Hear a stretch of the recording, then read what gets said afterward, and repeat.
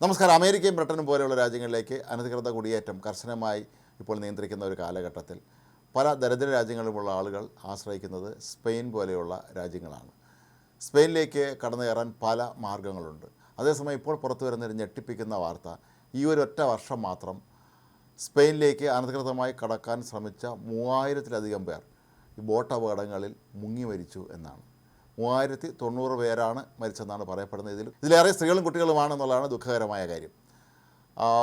African രാജ്യങ്ങൾ, അതുപോലെ Indonesia, Pakistan, Afghanistan തുടങ്ങിയ രാജ്യങ്ങളിൽ നിന്നുള്ള സാമ്പത്തികമായി ദുരിതം അനുഭവിക്കുന്ന ജനങ്ങളാണ് ഒരാശ്രയം തേടി എങ്ങനെയെങ്കിലും സ്പെയിനിലെത്താൻ വേണ്ടി ഇത്തരത്തിലുള്ള ഈ ചെറു ബോട്ടുകളിൽ കയറി രക്ഷപ്പെടാൻ ശ്രമിക്കുന്നത്.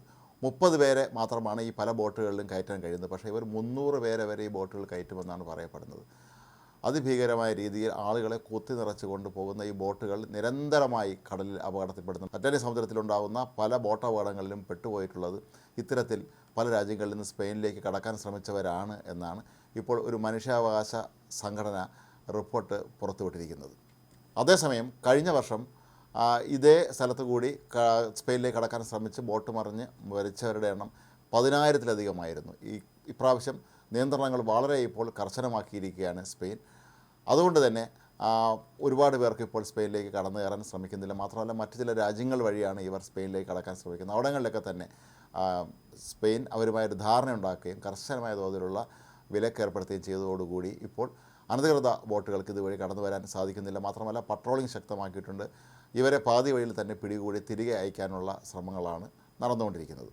മാത്രമല്ല, ഇവിടെ നമ്മൾ ശ്രദ്ധിക്കേണ്ട ഒരു പ്രധാനപ്പെട്ട കാര്യം, ഈ സ്പെയിനിലേക്ക് പലരും കടന്നു വരുന്നത് മൗറിറ്റാന എന്നൊരു ചെറു രാജ്യം വഴിയാണ്.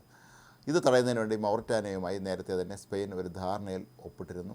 വലിയ തുകയാണ് സ്പെയിൻ ഇതിനായി ഇവരെ തടയുന്നതിന് വേണ്ടി മൗറിറ്റാനയ്ക്ക് നൽകിയത്. എന്നാൽ മൗറിറ്റാനയിലെ അധികാരികളാകട്ടെ ഇത് വലിയ തോതിൽ ദുരുപയോഗം ചെയ്യുന്നു എന്നാണ് മനുഷ്യാവകാശ സംഘടനകൾ ആരോപിക്കുന്നത്. കാരണം ഇതുവഴി കടന്നു പോകാൻ ശ്രമിക്കുന്ന ബോട്ടുകൾ തടയുകയും ഇതിലുള്ള സ്ത്രീകളെയും കുട്ടികളെയൊക്കെ തന്നെ അവർ ലൈംഗികമായി പീഡിപ്പിക്കുന്നു എന്നാണ് ഒരു ആരോപണം ഉയരുന്നത്.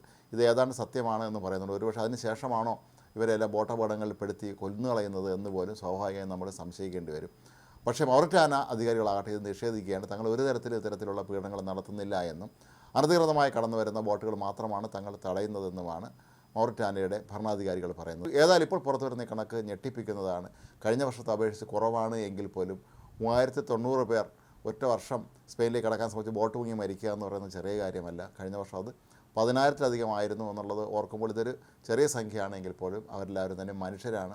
ജീവിതമാർഗം തേടി ഏതെങ്കിലും രാജ്യത്തേക്ക് രക്ഷപ്പെടാനുള്ള ശ്രമങ്ങളാണ് ഇവർ നടത്തുന്നത്. പലപ്പോഴും വലിയ ഗൂഢ സംഘങ്ങൾ, മാഫിയ സംഘങ്ങളാണ് ഇവരെല്ലാവരും ഇത്തരത്തിൽ പണം വാങ്ങിക്കൊണ്ട് മറ്റു രാജ്യങ്ങളിലേക്ക് എത്തിക്കാൻ ശ്രമിക്കുന്നത്.